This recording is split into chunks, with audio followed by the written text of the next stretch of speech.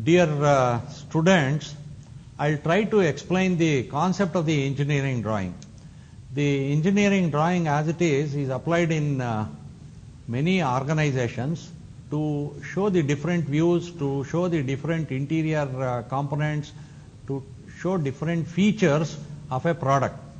Now we usually keep the product in four quadrants. You can either keep them in first quadrant, second quadrant, third quadrant or fourth quadrant.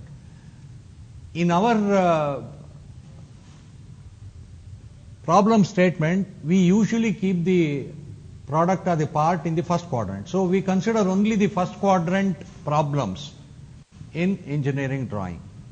I'll be highlighting the step procedure in three different methods. The first one will be, I'll be drawing the solution on the board, and then I'll also show you how you have to draw the sketching on a sketchbook, and then finally the computer aided engineering drawing on the computer, how you can solve these problems.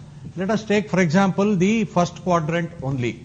If you imagine the first quadrant, this is the first quadrant, this is the first quadrant. Now the first quadrant, this is the vertical plane and this is the horizontal plane, as you can see. Now you give a rotation of 90 degrees to the horizontal plane so that it becomes vertical. Now the observer is here. Supposing if the observer is here, I have to do it like this. Now this is my first quadrant. I am giving a rotation of 90 degrees to the clockwise 90 degrees to the horizontal plane. So this becomes vertical plane and this becomes our horizontal plane.